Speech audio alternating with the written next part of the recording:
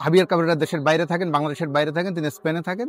এদিকে Bangladesh team practice শুরু করে, সেরকমই এবারও ক্যাম্প শুরু হলো। আমরা অ্যাকচুয়ালি কোচিং স্টাফ জানি যে প্রত্যেকদিন আমাদের কি প্রোগ্রাম, ইভেন ও স্পেন থেকে কিন্তু আমাদের এই প্রোগ্রামটা মনিটরিং করছে।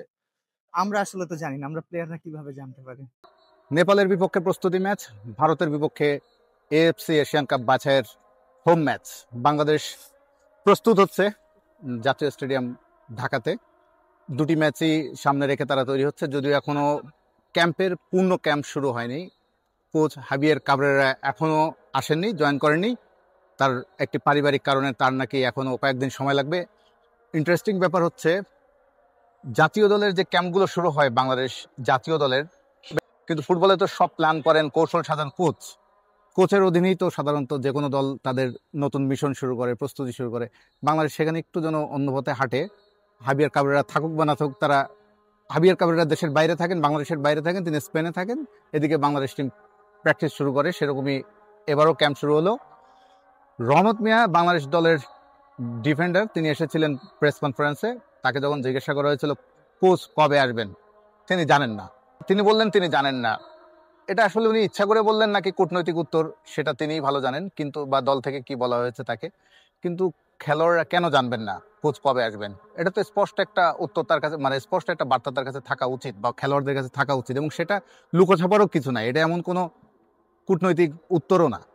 কোচ কবে আসবে এটা খেলোয়াড়রা কেন জানবে না? কারণ খেলোয়াড়রা এটা অ্যাভয়েড করতে যাচ্ছে, এই প্রশ্নের উত্তরটা অ্যাভয়েড করতে যাচ্ছে। তাদের কাছে একটা অস্বস্তিকর প্রসঙ্গ। কারণ ন্যাশনাল টিমের কোচ কবে আসবেন, ন্যাশনাল টিমের কোচকে ছাড়াই তারা প্র্যাকটিস শুরু করেছেন, এটা তাদের জন্য এই ধরনের প্রশ্ন অসময় অস্বস্তিতে ফেলে। তো বাংলাদেশ ফুটবল ফেডারেশন কেন সেভাবে পরিকল্পনা করে না, বা সেইভাবে কোচকে কেন বাধ্য করে না যে কোনো প্র্যাকটিসের শুরুতে থাকতে?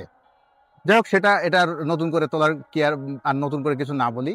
সামনে যেটা ইন্ডিয়ার ম্যাচ, সেই ম্যাচকে সামনে রেখে এএফসি এশিয়া কাপ বাছাই বাংলাদেশ কেমন খেললো বিগত কয়েকটি ম্যাচ, সেসব আলোচনায় আজকে প্রেস কনফারেন্সে বারবার ঘুরে ফিরে আসলো সহকারী কোচ, যিনি এখন মূলত কোচিংয়ের ভূমিকায় আছে, কোচের ভূমিকায় আছেন হাসান আল মামুন।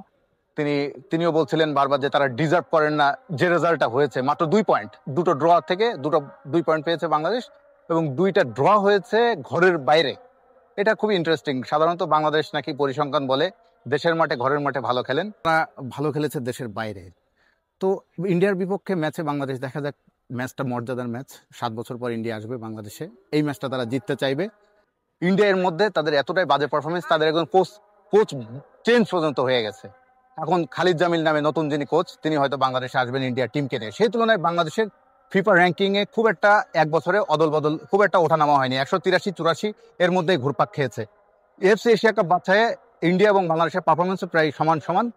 বরং বাংলাদেশে এখন যে মানের প্লেয়ার আছে, হামজা, সমিত, ফাহমিদুল বা জায়ান আহমেদ, জামাল ভুঁইয়া, এই মানের ফুটবলারদের নিয়ে ইন্ডিয়ার বিপক্ষে বাংলাদেশের একটা বেস্ট চান্স, একটা ভালো উপহার দেয়া ঘরের মাঠে।